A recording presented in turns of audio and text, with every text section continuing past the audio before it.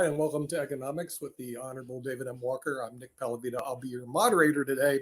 And what we're going to be discussing will be a very interesting rule that they're promulgating in our great country in Washington, D.C. And this is called the Department of Labor Fiduciary Standard, which is basically a disguised attempt to get rid of people that sell financial products and get compensated from their own companies. Like, no kidding. So I went to Washington, D.C. First time I did this to testify last week in front of the Department of Labor to explain to them a very interesting phenomenon. Once they did this, retirement plans in this country dropped 40%. Really what happened, whether they know it or not, the financial advisors quit. They just quit setting up retirement plans. They said, this is a bad idea. But here's another bad idea. Let me show you what the fiduciary rule was. I had to read through it on a train up to Washington, D.C. There it is. That's one rule promulgated by Washington. And I had to explain to them, because they lied in their fact sheet, that $5 billion was lost in fixed annuities. If you have a fixed annuity, no commissions are taken out of your account. If you have an equity index annuity, no commissions are taken. I know this only because I've worked in the industry for nearly 40 years now. And I've worked with financial advisors around the country for nearly 40 years and wrote an article for the Journal of Accountancy saying on fixed equity index annuities, they're like CDs. Nothing is taken out of the client's account. The accountants didn't know. And what they had to do is do a fact check on it. And they go, oh, you're right. Okay.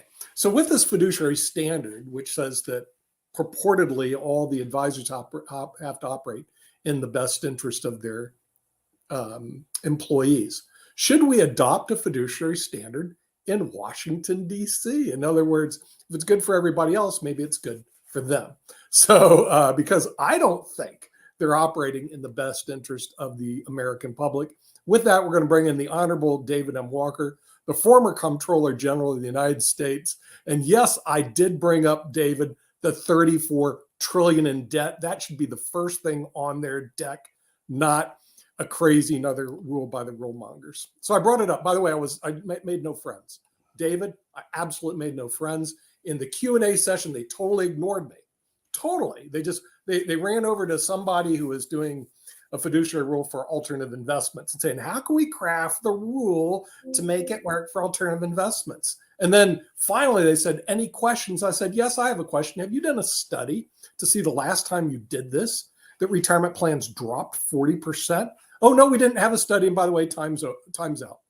That's how I got treated. It was like, hey, if you're going to tell these clowns in Washington the bad news and be in their face, they'll either A, ignore you, B, push you out of the way, but they're not going to address that $34 trillion in debt that you're talking about. But hey, look, at my age, why do I care? I'm not looking for a job from one of their hacks. I could care less. I'm just hoping not to die next year, So when you get older, frankly, you just don't care. So, but I do care the fact that the $34 trillion in debt and AARP keeps going, oh, we're going to maintain Social Security. No, you're not. The numbers don't make sense. And you're not doing anything about it. Social Security will go down the toilet. Same with Medicare. Medicare will go down the toilet by the time we're done with this program. And David, these people are blind. Then I took a train to New York and got to deal with some real people, which is pretty good. These people are idiots. Let me mention a couple of things. Okay. First, in addition to being the former Comptroller General of the United States, as you probably know, I'm the former Assistant Secretary of Labor for Pension and Welfare Benefit Programs, which is ERISA, which I assume is the group that you were testifying before, the Employee Benefit Security Administration. Yeah, it was the Employee Benefit Security Administration. And so I guess the first question that I would have for you is, what specifically did you recommend? All right.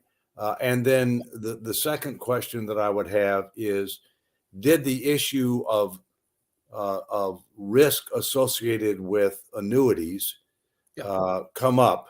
Because I think that is a serious issue. I'm not talking about compensation. Yeah. I'm talking about the fact that you cannot rely on the credit rating agencies to really assess risk for retirement annuities, because their horizon is so short, and given the significance, the amount, the time frame in which people would be relying upon these payments. Okay. First of all, you have to distinguish between variable annuities, Yes. which is security, and it falls under the jurisdiction of the SEC. It is nothing that we ever put in our pension plans. And then fixed and equity index annuities, which are governed under state law, and they're basically CDs offered by the insurance company. Now, the variable annuities are a whole different cat. Their fees, commissions taken out. They're the wild, wild west. We don't use them. Fixed and equity index annuities are they're solid investments. We even used them in our retirement plan. They're like CDs in a bank. Now, you did bring up another risk, and that's the risk of what happens if the insurance company go under. I know one company that I worked for went under. It cost me about $800,000 when I was a youngster. Didn't know that insurance companies could go under, didn't know all my renewals would be stripped from me. But I learned a lesson from Mutual Benefit Life back in when I was my 30s. Oh, okay. With that, it can go under. Now, how do you protect that? Every state has a state insurance guarantee fund, similar to the FDIC. Most of them cover $250,000, $300,000, except California, 80% up to $100,000. It's the worst. The best, New York and Washington, $1 million. You can buy $1 million of annuities and have it covered. So if you have a product, which they do, that has a guarantee they're not going to lose money, an upside, how do the insurance companies make money? They don't the first year. As a matter of fact, it takes a while for them to actually make their money back. So they tack on surrender charges because they do pay the producer. They don't take anything out of your account. They credit you interest and they lose money, like no kidding. As a matter of fact, some of them during the low interest rate environment called us and say, we have a goal this year. I said, what's the goal? Don't sell any of our annuities, okay? Because we can't make any money. They actually lose money the first year. How do they make it back? It's the surrender charge. If you keep the money with them long enough, and usually the surrender charges are much longer than in a CD. They're 6, 7, 8, some are even 10 years. That's how they make their money. Now let's look at the commissions, okay? Then I'm gonna pick on the fee. Now, I've only worked with these people for 40 years. So when you work with people for 40 years, you know a lot about it. Okay, commissions. I'm going to pick the fee advisors who are attacking it and the annuity advisors. The fee advisors say, hey, we only charge 1% on your assets under management. Sometimes they charge 2, sometimes they charge a half a point, but let's say they average 1%. Over a 10-year period, they'll collect 10% of your assets. If they go up, they collect more. If they go down, in this. You're freezing up. You froze. I can't hear you, Nick. They don't tell you they make money when you lose money. Yeah, you're frozen, and you froze up for about 30 seconds. I know. I was going to say, I think the fee-based people. By the way, it's the fee-based people are behind this. What they want to do is eliminate competition in their market. So I'm going to attack their underbelly because I know this. Kind of like the Democrats and Republicans. They want to eliminate the third option. Get rid of these guys that are getting paid by the insurance company. You just have them be the only advisors. But here's one of their underbellies. If you have $1 million, they lose 100,000. They still make 9,000 on 1%. In other words, just because they lost money don't mean that they didn't make money. So over that 10-year period, they're going to make 10%. The annuity commissions average about 5%. Okay, and they pay the GA, the rent, they pay everything out of it, but it's a one-time charge. In other words, you get paid up front. That's it. You don't get paid again. Okay, so for the next 10 years, as money stays with the insurance company, they amortize that 5% over 10 years and say, okay, it's a half of 1% is what they're paying out in commissions, literally. The fee-based guy got 10%. Now, over what has really happened in this market, from 2000 to 2010, the annuities beat the S&P 500. But you'll never hear a financial advisor say that. Do you know why? It's not in their interest. As they want to take your money and put a wrap fee on it.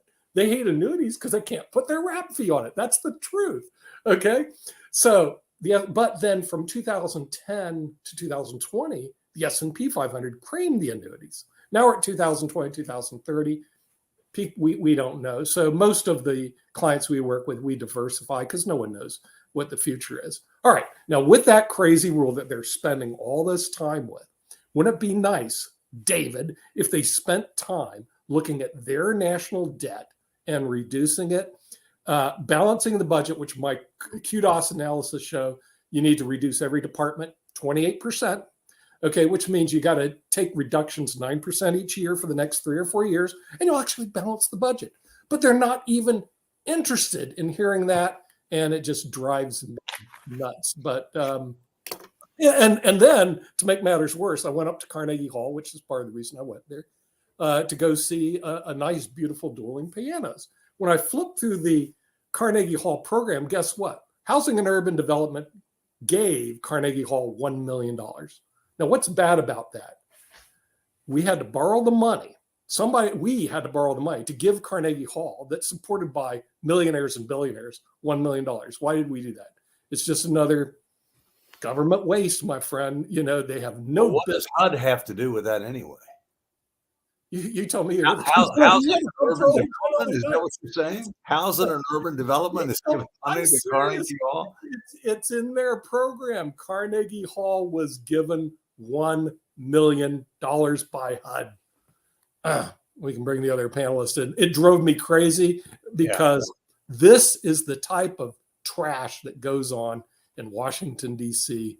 all the time. I know Rick has been waiting with his hand up, so maybe he has some comments. So the underlying theme to all of this is that people are mathematically undereducated about financial math.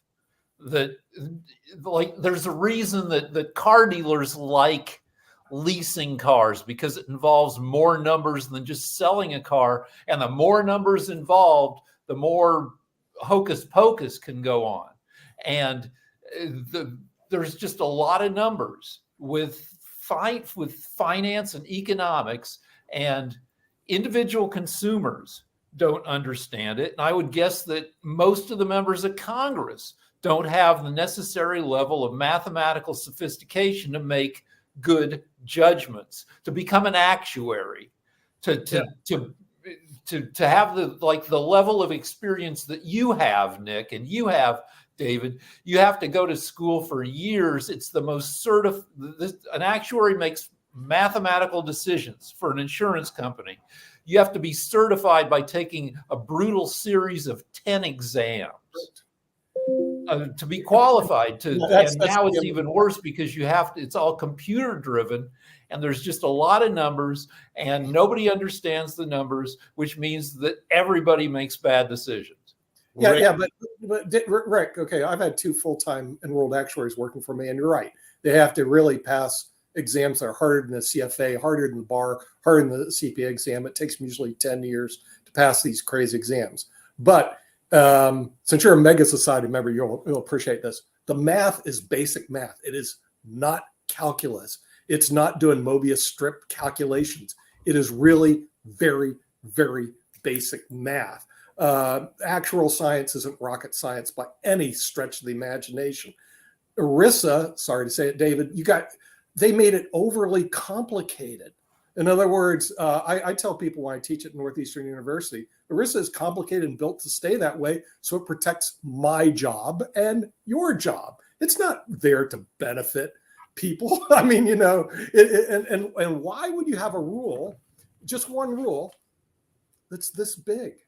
You know, I mean, it's what they do up there is absolutely crazy. But yeah, we do need better fiduciary. We do need better financial literacy. Well, that's the bottom line. What we're talking about here is financial literacy. We only have 14 states that require financial literacy in order to be able to graduate from high school. It ought to be 50 plus DC. It's one of the fundamental failures in our K through 12 education system. And we've got too many people that are following the bad example of the federal government, spending more money than they make, charging it to the credit card, and they'll ultimately have a day of reckoning, if you will. But I think, candidly, I'm a certified public accountant, so obviously I know more about statistics and math and some of these issues than most people. I personally believe that the actuarial exams, and you have 2 different levels. You have a fellow of the Society of Actuaries, and you have an associate of the Society of Actuaries. That's very different than enrolled actuaries. Enrolled actuaries have to do with the IRS, and it's not as difficult to become an enrolled actuary as it is a fellow of the Society of Actuaries. My personal view is that is the most difficult and complex certification to get. Is an FSA. But coming back to what Rick said and what you said, Nick. I mean, the fact is that we're talking about fundamental math here. I mean, we're not talking about anything that's very complicated. And I've said many times that there's a new 4-letter word in federal fiscal policy. It's called math, and most of the elected representatives would fail that exam. Right. Yeah, and that's part of the problem I had when I was talking to them. I did put another thing through there. I asked them a simple question: how many of them, the people that work at the Department of Labor, EBSA, how many have managed set up more than 5 retirement plans? How many do you think? 0. In other words, small retirement plans. 0. Okay, so they never met with a client, a small businessman. They never went through all the Now, I've set up hundreds of them over 22 years. Okay.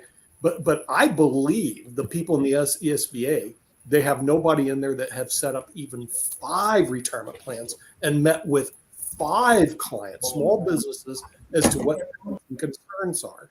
So here you have a group that's promulgating a rule like this that isn't really qualified to even promulgate a rule. Because they were hear you. No, I know. They were never in the trenches. Yeah. They never listened. We're on the front lines.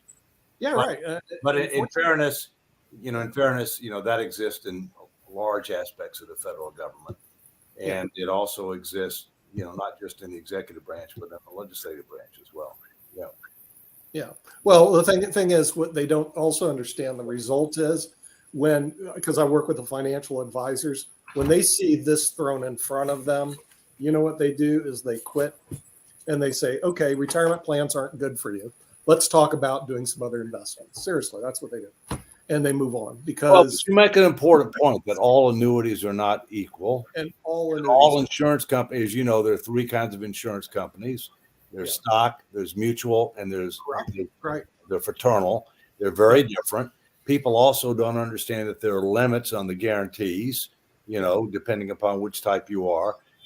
And furthermore, they don't understand the difference between a retirement annuity and an investment annuity, okay? Because a lot of people end up, use them, for investments, if you will, and not for retirement income.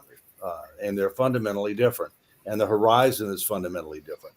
Last thing I'll say on this, and then we can get into the broader topic about the government, is as a whole, and not leading by example, is one of the things I found when I went to the rating agencies back when I was Comptroller General, and I was concerned about the poor job that they were doing in connection with government credit evaluation. I also was concerned about insurance company credit evaluation. And one of the things that I found was that I was told by more than one major rating agency that they only look out 5 to 7 years. And they basically say, can you end up meeting your obligations for the next 5 to 7 years?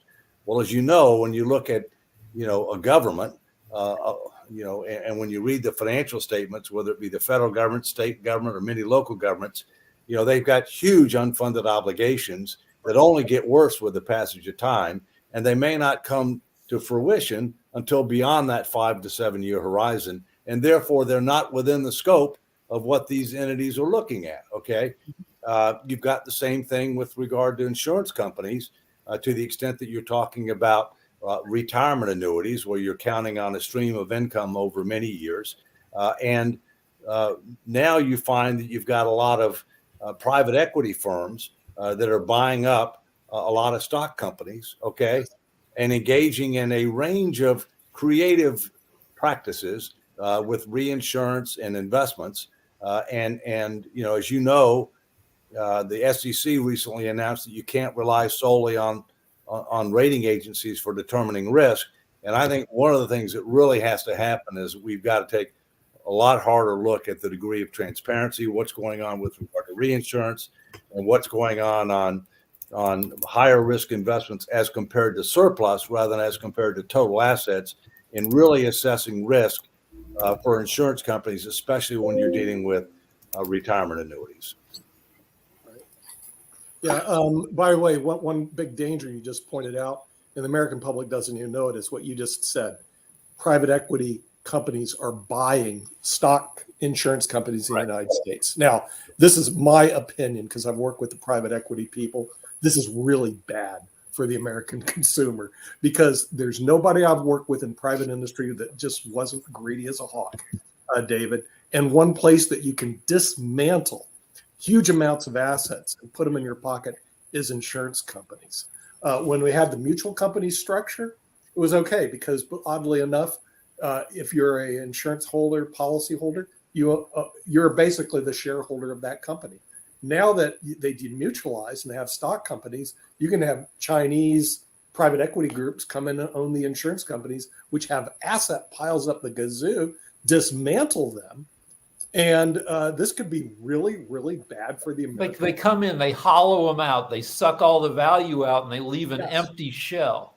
Yeah, exactly. Or they load it up with debt, and then they put out huge salaries to themselves, and they leave an empty shell. It's dangerous. There's absolutely no question. A recent acquisition I'm familiar with, a company we've used for 20 years, it was owned by the Moody family, a nice multi-billion-dollar, multi-generation family in Houston, and Galveston, Texas. They sold out to a private equity firm. And I'm sitting there just stunned because I'm going, do you know that this could be really bad for all the policyholders? And no alarm bells went off around the United States. It's a multi-billion-dollar company. It's like, I think 30 or 40 billion in assets. And alarm bells went off on my head. I was going like, I've worked with private equity guys. They're not walking in the door to here to help you. It's like an IRS agent. They walk in your door and say, hi, I'm from the IRS. I'm here to help you. No, they're not. If a private equity guy comes in and takes over your company, hi, I'm here to help the company. No, you're not. Well, that's how millions and millions of people lost their pensions. These these old companies, 100-year-old companies that had tens of billions in their pension funds, which you need. The private equity companies came in and they sucked all the money out of there, and the pensions disappeared. Right. Well, my point, Nick, is that one of the things that I brought up with the current Assistant Secretary of Labor in a speech that I gave recently, she and I were the keynote speakers, was Lisa they really Gomez? Needed. Pardon me? Was that Lisa Gomez? Yeah. The current Assistant Secretary of Labor. Yeah, Lisa Gomez. Right. Yeah. Right. Correct. She was a keynote. I was a keynote at a big ERISA conference, if you will. And the point that I made is they need to recognize this reality as the SEC has and really have more guidance with regard to fiduciary responsibility in connection with annuitizing pension obligations, because it's going on big time. Right. It's going on big time right now, and it's going to get to be a bigger issue as time passes. So you want to transition now to the federal government, and I can set up a couple of things to begin with. Okay, yeah, that to me is the biggest issue in the country right now, and everybody's ignoring it. I'm sorry, that $33 trillion in debt, that's what AARP is relying on to pay Social Security and Medicare. David, ain't going to happen. When they go knock on the doors of the federal government to support Medicare, they're going to come back with, we're broke, like they're doing right now in the Ukraine-Russia war. All right, well, let's unbundle this a little bit, okay? First, let's talk about fiduciary standard, which is basically a fiduciary is a position of trust. You have a duty of loyalty, to a person or institution or whatever, to act in their best interest.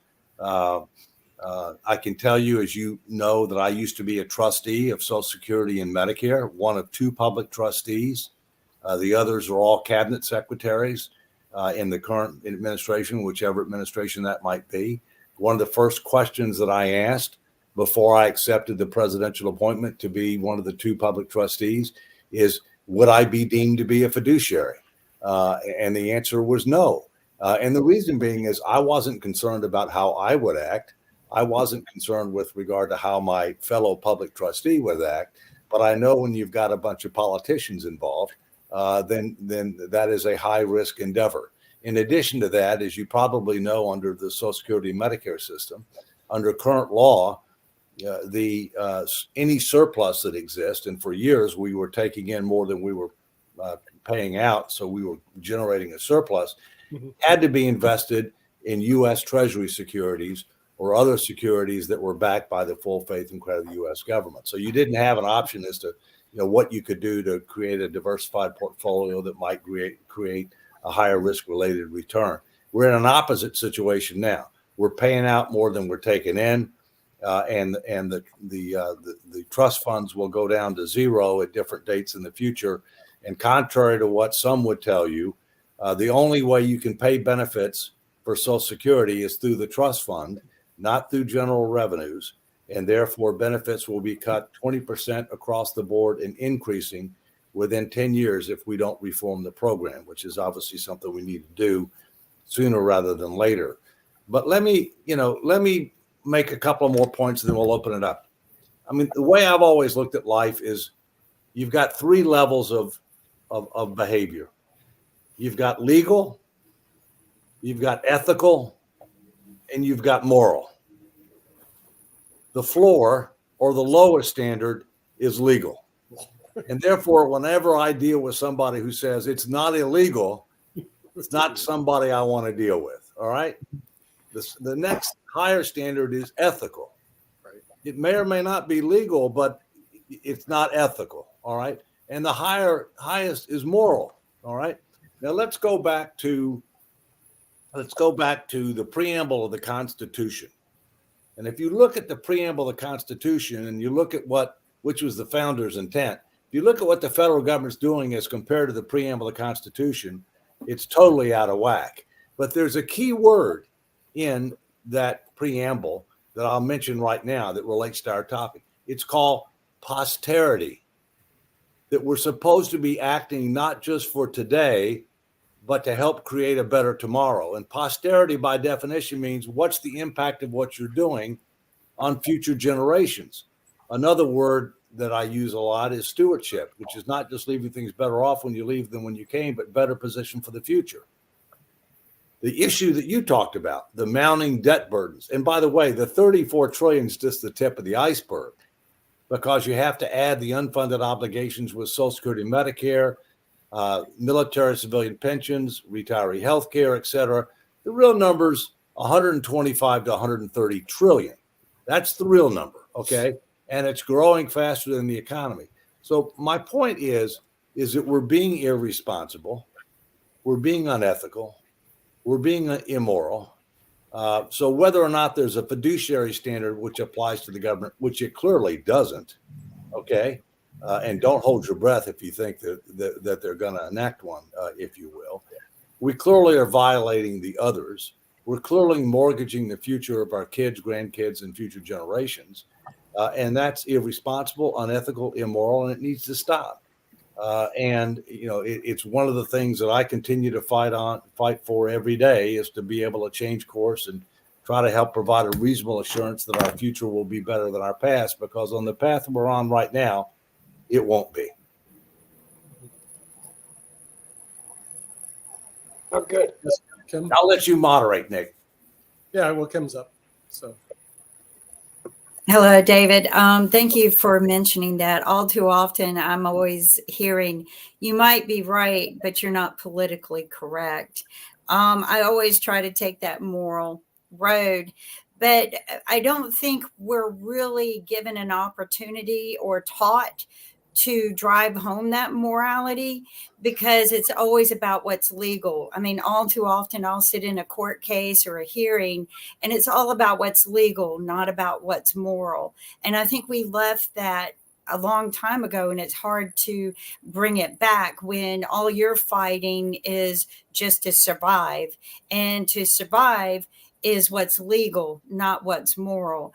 I think we need to get back down to our roots. And I don't know what the reset button is anymore, because all too often I will get out there and try to do things, but I'm not politically correct. So, if you're not politically correct and you can't get ahead in the game, then there's nothing left. So I agree with you, David, 100%, but I don't think this debt problem we have has anything to do with even being politically correct. I think there's a lot of corruption. And Nick brought something up that he visited Carnegie Hall the other day and saw donations made by, and then I went and looked, and, the housing development, the state, the New York State donates $20 million. The housing development, $1 million. And these people are given seats based on their donation. And I'd like to know, why are they donating so much money? I mean, I understand the Arts Center has to have some money funding through it, but that's a lot of money. And I would like to know who's sitting in those seats. I just want to say, David, you've brought up some really good points. I have to leave early, but I tell you, it's just really concerning that we're in this kind of an economic situation. And I think that, we are, I think sometimes very short-sighted, that we can keep printing money, we can keep incurring these kind of debts.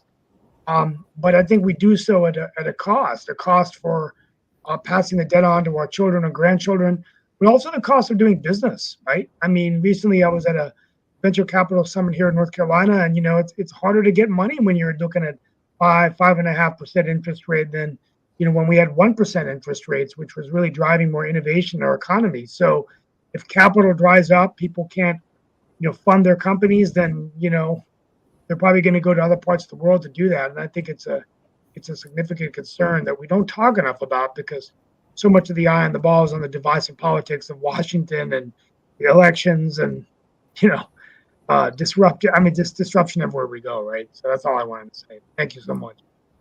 This discussion is part of an argument that's been going on for a century, where the people who say you achieve prosperity through austerity, and the people on the other side say you spend your way to prosperity, the Keynesians, Obama added $8 trillion to the debt, spending our way out of the crash of 07-08, which was Trump added the same another $8 trillion, with tax cuts.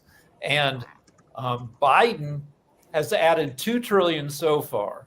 And the infrastructure bill adds, I think, a couple trillion every year for the next 10 years. And another thing on the horizon is, when you talk about Social Security and Medicare, is that new medicine means that people won't be dying until they're 100 and more. And so that means that people who retire at 67 or 70, you have to fund them for the next 30 years with new, expensive, crazy medicine, like, growing new livers and kidneys inside genetically engineered pigs. Things are going to get crazier and more science fiction-y, and that adds a whole nother layer to our financial dilemma. Yeah, Jatovi.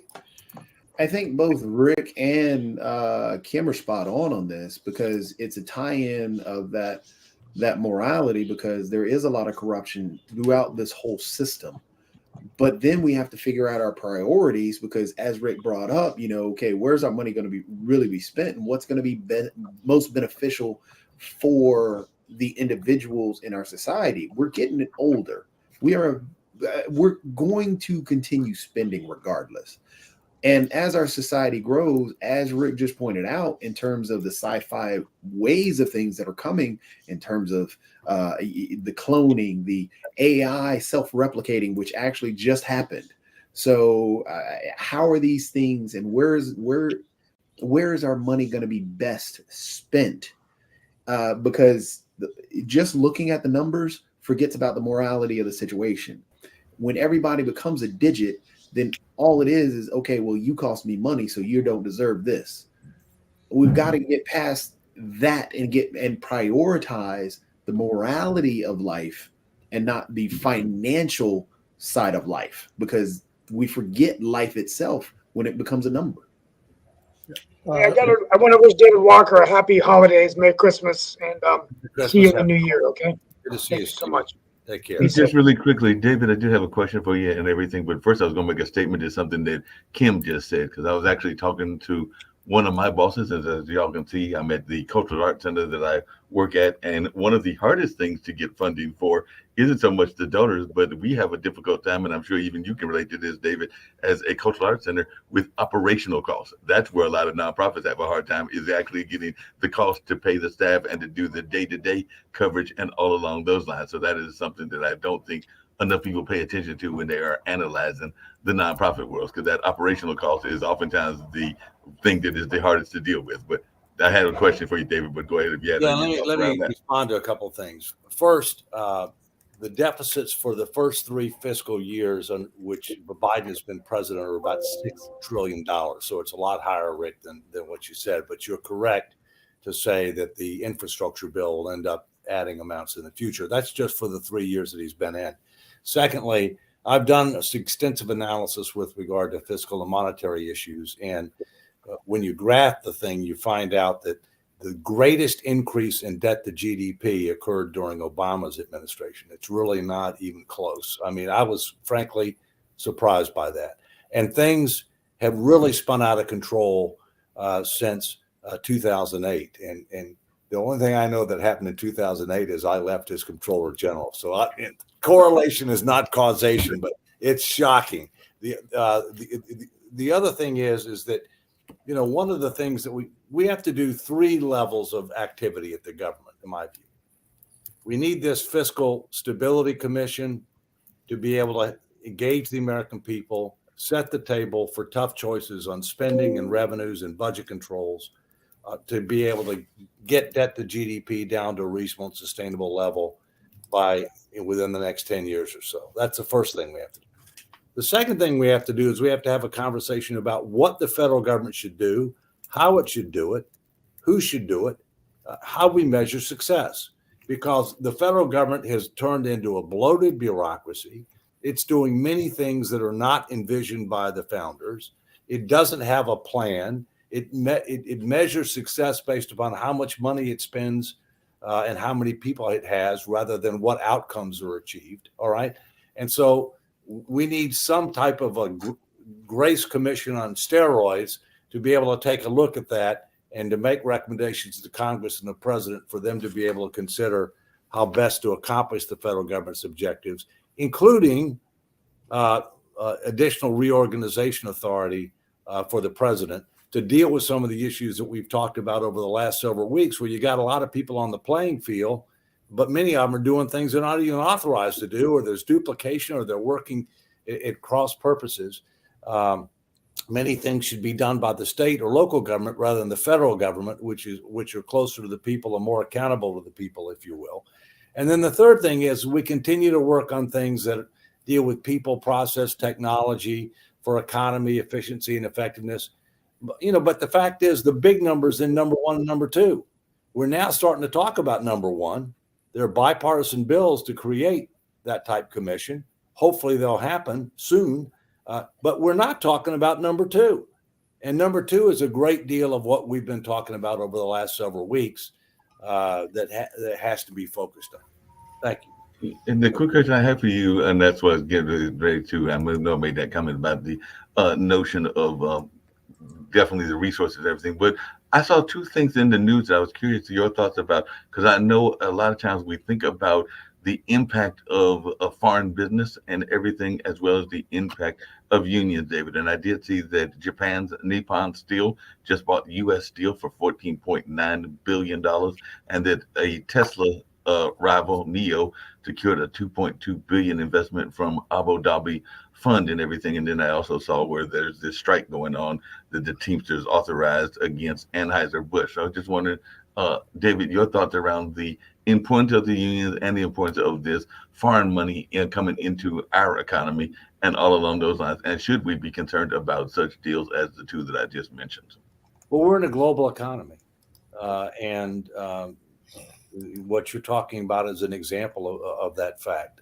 I own some U.S. Steel stock. I'll have to look and see whether or not it's time to sell now that you just told me. I mean, one of the reasons I bought it is because I thought they were going to be taken over. I don't know when that got announced, but that's news to me. I think let me come back to something you mentioned before. I've run two not-for-profits. Right. And I agree with you that it's difficult to be able to get people to contribute to try to defray operating costs. Right. Because when people want to give money, they want to be associated with something new and something different, right? You know, an initiative, Right. you know, a new exhibit, Right. something that in many cases they like their name to be associated with. And they don't necessarily want their name associated with overhead, right, or what they perceive to be overhead, right?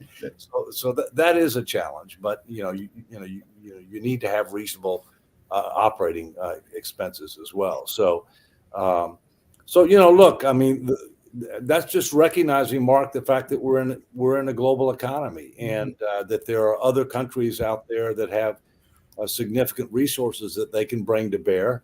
The question is what are we doing to be more strategic with regard to our activities, both domestically and internationally? And the challenge that I have with that is the U.S. government to this day still does not have a forward-looking, outcome-based, resource-constrained, strategic plan to try to maximize our economic potential, our diplomatic influence, our military capabilities.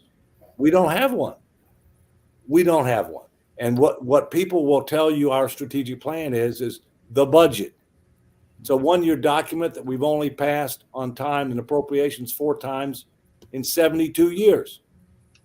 So we've got a lot of fundamental work that needs to be done. The U.S. Steel acquisition was announced 4 hours ago, David. So, well, there you go. Well, that's why that's usually don't know anything about it. I felt it was going to get acquired. I just didn't know when and by whom. All right. So It's the journalist in me, Dave. I'm studying stuff constantly. David has a plan to get the U.S. back on an even keel, and we don't know if it'll get implemented or to what extent. But in the past, and maybe in the future, we've been lucky enough to have our asses saved by growth. McKinsey says that AI may double the world's GDP, the tech wave associated with the singularity. And in that case, that level of growth may buy us some more time, even if we half-assed our financial, planning. That's thing one. Thing two is Kim asked, where did all the corruption come from? And what we've seen over the past 40 years is the rise of the psychopath in business and government.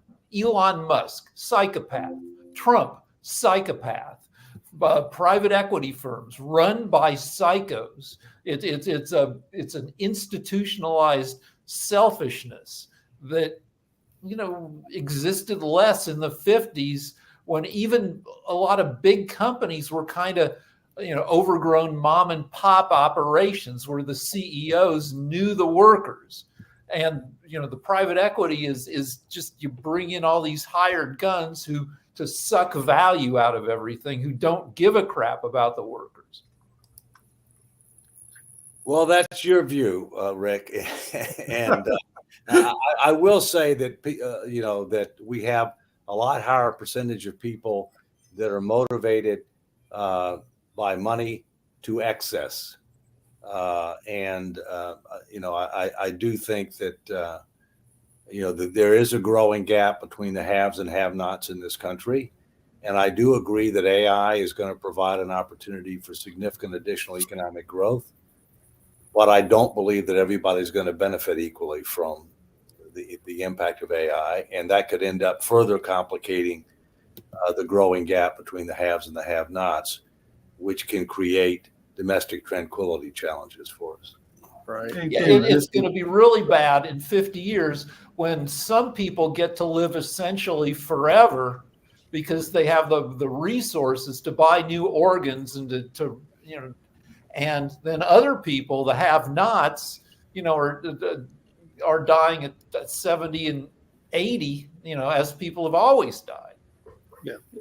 Hey, David, just really quickly, Because I've always wondered this, and I don't know the answer, but I just saw recently, I think it was on Friday, that they are saying that the unemployment rate is going to rise in 2024, and that there are going to be several million folks that will lose their jobs. But when I hear numbers like 3.9% going up to 4.4%, that doesn't really seem all that bad, because that means that at least 95% are actually working and everything. So what is the acceptable amount of unemployment? And I am not an economist, don't have the kind of background that you do, David, and everything, but what is considered acceptable? Because like when I saw that article, I'm seeing all these figures where people are concerned about these millions losing their jobs, and I definitely understand that need to want to be concerned about our fellow man. But I was just wondering, I don't think there's a specific number that is universal with regard to the definition of full employment, but I think you need to. Right now, unemployment level is about 3.7%, right. But we're still in a situation where there are many more job openings than there are people looking for jobs. Mm-hmm. So, and a lot of that has to do with several factors. Number one, the skills gaps between what do we need and what do people have, and part of that comes back to the education system. Part of that comes back to training. Part of that comes back to the immigration system. Okay, a mismatch, if you will, and part of that has to do with the fact that you're not even counted as being unemployed unless you're actively seeking employment. Well, in some cases, the federal government was providing so much assistance as a result of COVID that people, it was better for people to not go work because they got a lot of benefits that were tax-free, rather than to go work.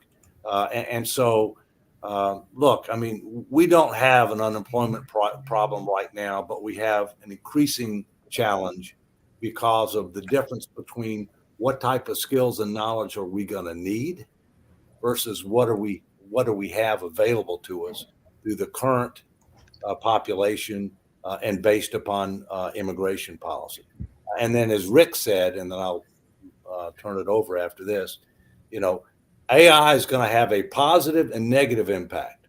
Okay, it's going to have a positive impact from a macro standpoint, but it's going to have a very different impacts from a micro impact, meaning with regard to individuals.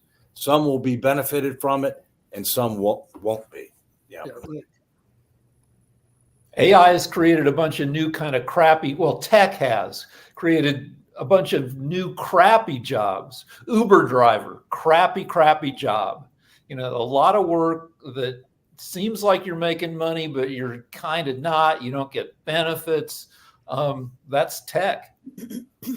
Well, actually, Rick, it seems to me the people at the top of the Uber did really well. The person who was on our show, John Fanning, who was a founder of Napster, him and his nephew, they invested in Uber. Okay, so I had lunch with John. He was one of the ones on Money Masters. And he goes, we got to have lunch at Las Vegas. I said, what happening, John? I'm going to make a lot of money. I said, on what? We invested in Uber. And okay, so how much can you make? 140 million. And I thought John was pulling my leg, right? Then the 12 came out, which is the report from the SEC, the top money makers on Uber. And guess what? He put in 25,000 and he pulled out $144 million. Okay. John Fanning and Sean Fanning won the lottery, not on Napster because it went under, but on Uber. So he makes 144 million. How are the Uber drivers doing? I rest my case, counselor. I want to add something that people overlook greatly about artificial intelligence. When we really started driving this home many years ago and creating big super computers to work with it, it was not intended to replace humans, okay? Artificial intelligence is nothing more than what we collect, data we collect, and it was intended to improve the quality of life we have, to improve our jobs, okay, but not replace humans. You cannot replace the human factor in any sort of way. And it is being made stupid now because people are not thinking and utilizing HI to implement the AI we have today. And all too often, I'm dealing with customer service now ran totally by AI, and they have no idea what they're talking about. I spend an hour trying to get past the AI to get to a human, that I end up eventually just contacting the executives and saying, what on earth have you designed here? Who designed this? So we got to stop taking away jobs. And I get shot down every time I do this little speech or lecture of, oh, you don't know what you're talking about. We need to cut corners. Every time you cut corners, you make our lives worse. Okay. HI is more important than AI, and we need to re-involve it. And we need to get back to the basics of human intelligence and let AI become what it was intended to be. And that was just to improve our quality of life and make our jobs easier and more efficient, but not to replace us. Kim, the key word is representative. Just say representative. But Jacoby's had his hand up here. Right. Okay. Just to touch on the AI thing, because this kind of ties in, there are two things that I wanted to, one, I'll touch on the AI, and the second thing is something I'm curious about from you, Dave. But the first thing with AI, that's the gaming world. That's the whole programming, coding, and all that. That's the gaming world. It's been there forever. It's been utilized, and it's now hitting reality more so than people are used to. But as a gamer, we've seen AI and we know where it's going. And speaking of, that's one of the things that I shared in the chat, talking about how AI has now crossed over the hurdle of self-replication. So now it's self-replicating and actually improving upon itself. That is something that they talked about with Skynet and the Terminator and everything else. So it's coming down the pipe, and it's going to change a lot of things. One of the also things that Rick, and this all ties together, what Rick was talking about in terms of how tech is kind of messing with things. Again, there is something big that could be the canary in the coal mine that came out of the gaming world, because a lot of this stuff in the future is coming there. Right now, for example, AI being used to create different games. But right now, Epic Games created what's called a gaming engine. That gaming engine is what most gamers use, or most developers use, to create games. And just like AI, what Dave, you were talking about, how AI can sometimes help out and sometimes hurt. This is what the gaming engine is, the canary in the coal mine. So there was a developer who just recently hired people from across the globe, and they bought different packages. So with this gaming engine, you're able to, you have different assets that you can throw into an actual world and create a game. And it makes it easy for people like us, just to create, the layman, to create a game. And so this developer did that. It's a developer called Fantastic. They created a game. It started in 2019. It became one of the most hyped games to get released by 2021. It was on the list. It became advertised. Actually, it's Fantastic with no A at the beginning. It's FN-tastic. But so they got the hype behind it. Everybody was wanting this in the gaming world. Then it got delayed. They had put out these marketing videos. Everybody fell in love with it. And what they showed in these videos, when they released it, finally, about 2 weeks ago, well, actually a week and a half ago, it got released. It was nothing as they put out there in the advertising, which all these packages they purchased. So there are about 200 packages they put together in this thing, just like any layman can do. And it became so hyped. And then what they ended up doing is, once you purchase the game online, you have to hold, if you hold it past 2 hours, you can't ask for a return. So they get your money. 4 days later, after releasing this game and getting tons of people to purchase this game, they close the studios and they reopen it under a new name. So now they kept the money, cannot be sued because that studio is closed, and now have reopened under a new name. So getting to the whole AI discussion, this is one thing that people are going to do. There are going to be a lot more scammers out there utilizing AI to create these various things that people are going to buy into because people aren't going to understand. Which gets to my question, Dave. With what you're pushing and what we're talking about in terms, going back to what you and Nick were talking about financial literacy and holding up the binder saying this is all to wrap together everything. And we're talking about the debt, the national debt. And yes, we all agree that there's corruption in there. But how do you protect individuals themselves from the actual corruption of the companies? Because we know inflation has gone down, but there are currently companies right now that are using the inflation itself to actually take advantage of people, going back to the scams that people don't really understand. And no matter how much financial literacy you can teach somebody, people still fall for scams. And I don't doubt that everybody in here sees those emails that you get. And if you click on them, you can be financially smart and be financially literate, but you can fall for a scam. So how, in what you're putting together, how do you, I guess, stop the price gouging, protect individuals that are getting taken advantage of? Because we've talked about cutting out these things, but what about the protections that have to be in there? Well, first, financial literacy is critical, but it's not the only thing that we need to deal with. I mean, part of the issue you're talking about with regard to scams, and scams in many cases, they try to prey on seniors, who may have cognitive challenges, if you will, as they get older in life. I mean, part of it is fairly fundamental, and that is the old story of caveat emptor, buyer beware. I mean, I think there's a lot more going on right now, including by large existing organizations like AARP that are trying to make their members aware of some of these activities, to make them to be more cautious, to do more due diligence. I mean, for example, all of us, I'm sure, get approached from time to time about things, and I will end up doing, let's say, an internet search to try to check out the organization or the individual that's involved. All right.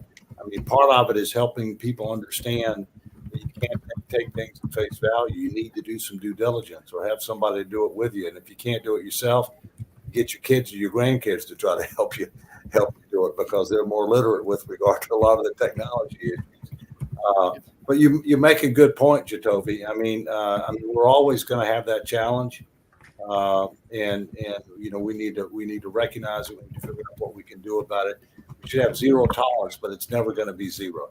Yeah, about a third of every issue of the AARP magazine is avoiding scams. We still have a landline, and if I answer the phone, hello, they'll go ahead and they'll make their pitch. But if I answer it, go what? That they hang up.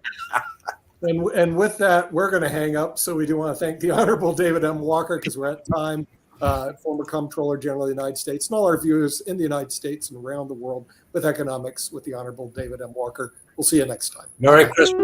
Merry Christmas.